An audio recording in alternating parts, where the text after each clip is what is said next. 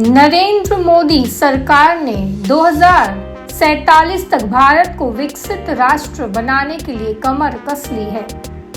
मंगलवार को वित्त मंत्री निर्मला सीतारमण ने जब बजट भाषण पढ़ा तो यही बात नजर आई। निर्मला सीतारमण ने 7वीं बार बजट पेश किया। यह मोदी सरकार का यह 13वां बजट है जिसमें निर्मला ने कहा कि यह बजट गरीब, महिला, युवा और अन्नदाताओं पर फोकस करेगा। भारत की जनता ने प्रधानमंत्री मोदी के नेतृत्व वाली एनडीए सरकार में अपना विश्वास तीसरी बार जताया है। वहीं मुश्किल दौर में भी भारत की अर्थव्यवस्था तेज गति से चल रही है। निर्मला के इस बजट में आम आदमी को थोड़ी सी राहत देते हुए टैक्स रिजीम में बदलाव किया गया है, जिसके तहत 3 लाख तक की इनकम अब टैक्स फ्री होगी। वहीं पुरानी टैक्स रिजीम में 2.5 लाख रुपए तक की इनकम पर टैक्स से छूट पहले की ही तरह जारी रहेगी। यानी सरकार धीरे धीरे नए टैक्स रिजीम की ओर बढ़ रही है। निर्मला के सभी प्रमुख ऐलान को समझते हैं। वित्त मंत्री ने नए टैक्स रिजीम के लिए डिडक्शन की लिमिट 50,000 से बढ़ाकर 75,000 कर दी है। नए टैक्स रिजीम पर अब 3 लाख तक की आय पर कोई टैक्स नहीं लगेगा। वहीं पुराने टैक्स रिजीम पर कोई राहत नहीं दी है। नई टैक्स रिजीम में 3 लाख रुपए तक कोई टैक्स नहीं लगेगा। 3 से 7 लाख रुपए पर इसे 5% कर दिया है। 7 लाख से 10 लाख रुपए तक 10%, 10 से 12 लाख रुपए तक 15% और 12 से 15 लाख रुपए तक 20% और 50 लाख तक 30% टैक्स लगेगा। निर्मला सीतारमण ने बजट पेश करते हुए कहा, प्रधानमंत्री गरीब कल्याण योजना को 5 साल के लिए बढ़ाया गया है, जिसका लाभ देश के 80 करोड़ लोगों को मिल रहा है। हमारी सरकार का पूरा फोकस रोजगार, हुनर और युवाओं पर है।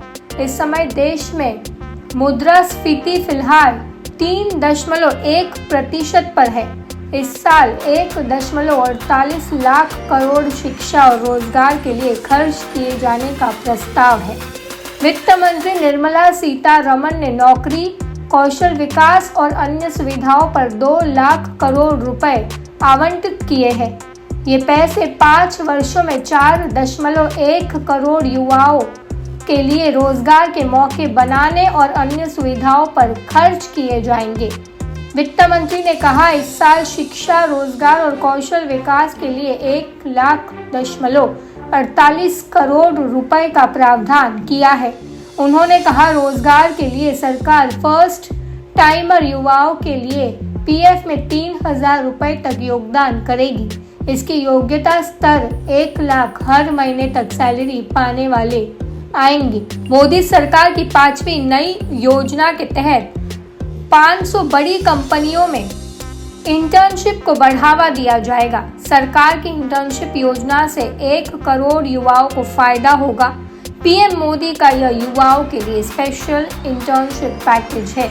इसके तहत युवाओं को 500 टॉप कंपनियों में इंटर्नशिप करने का मौका मिलेगा। साथ ही हर महीने 5,000 रुपए का इंटर्नशिप भत्ता भी दिया जाएगा। इसके साथ ही जो युवा अपनी इंटर्नशिप पूरी कर लेते हैं उन्हें अलग से 6,000 रुपए भी दिए जाएंगे। सरकार की इस योजना के तहत 5 साल में 1 करोड़ युवाओं को लाभ पहुंचेगा। वित्त मंत्री ने घरेलू संस्थानों में हायर एजुकेशन के लिए लोन 10 लाख तक किए जाने का भी ऐलान किया है। घरेलू संस्थानों में हायर एजुकेशन के लिए 10 लाख रुपए तक के ऋण के लिए ई वाउचर हर साल 1 लाख छात्रों को सीधे ऋण राशि के 3% की वार्षिक ब्याज छूट के लिए दिए जाएंगे। वित्त मंत्री ने खेती और उससे जुड़े सेक्टरों के लिए 1.52 लाख करोड़ रुपए दिए। वित्त मंत्री ने महिलाओं और लड़कियों को लाभ पहुंचाने वाली योजनाओं के लिए 3 लाख करोड़ रुपए का ऐलान किया।